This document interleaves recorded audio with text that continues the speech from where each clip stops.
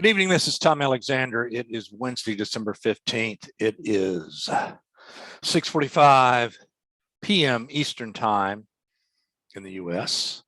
And I want to do a special report updating you on the activity of today following the Fed stuff that occurred this afternoon. And let me give you the bottom line first. Short term should be very bullish. Intermediate to longer term, it's partly cloudy. So here, I'll explain that. What you see on my screen, and we'll do that. Let me share my screen so you can see my screen. Okay, so these are the four cash indices, cash primary U.S. trading indices. This is the S&P, this is the Index, this is the Dow, this is the Russell. And you can see we closed, let's just take a look at the S&P. Did we close at another? Well, sort of a double close, maybe just a few ticks below the all-time high close. We certainly should, I would expect to see this market, the S&P trade higher and probably close higher than this 4,700 level. I would expect to see the Index also assault the all-time high here. The Dow was lagging a little bit, but certainly would not be surprised to see it exceed its all-time high to one degree or another. And of course, we have the Russell that showed some life today. And every time it reaches down here into the edge of the abyss, we get a sharp snapback rally. One of these days, this market is going to take this level out, and it will be quite interesting if it does so. Now, it didn't today, it reversed today, and this is certainly a huge plus on the bullish side of the ledger.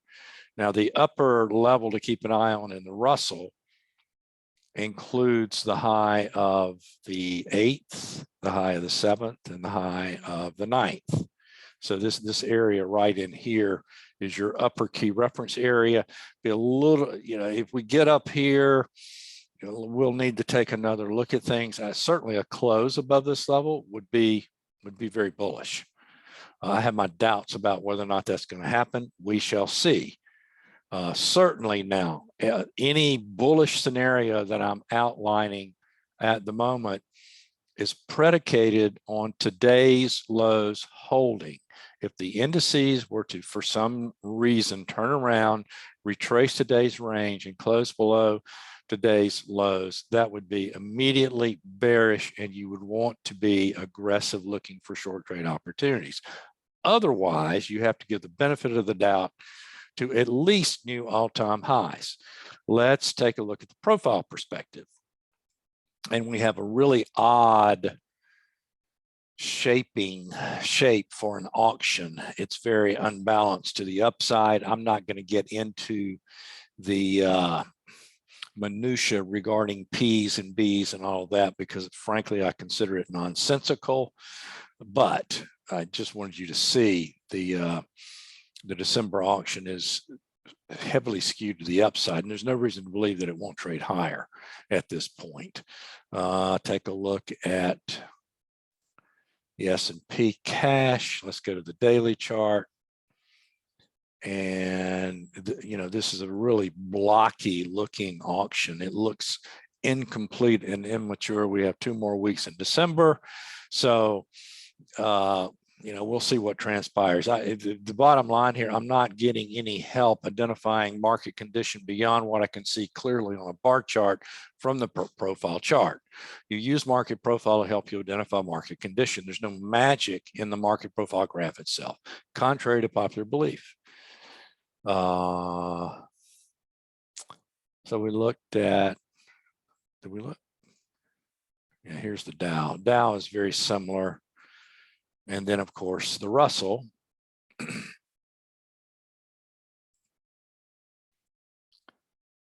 And you can see a lot of churning in a relatively small area below the high volume node of this larger structure that I don't have combined into the auction, the multi-month auction that it is. But, so again, not much added value there in identifying market condition. Let's take a look at the breadth work that we follow. And I mentioned this in the live room today. The 5-day moving average was more extreme than it had been in many, many months. Now, by the close, we had rather significant expansion in breadth from the low levels of breadth during the day that sort of curl the 5-day back up. You can also see, this is something else to keep an eye on. If the S&P closes in new high ground in the next day or two, it's unlikely that you're going to see the 10-day moving average close above this 1870. And once again, by this weekend, and I will do a complete report this weekend, that we'll have more information. But for now, into Friday's close, I would expect to see higher prices. Intermediate term, it gets iffy. When we get into new all-time high ground, we'll see what happens. We'll see if we do get a continued expansion in breadth, and breadth closes something in the neighborhood of plus 1900 from here. That's a real positive for, at a minimum, the short term. So that's something else that we will be following very, very closely in the next 2 or 3 days. Hope you found this helpful. I'll be in touch. I'll have a complete report out this weekend. Please subscribe if you have not. Please click like if you found value in the video. Have a great evening.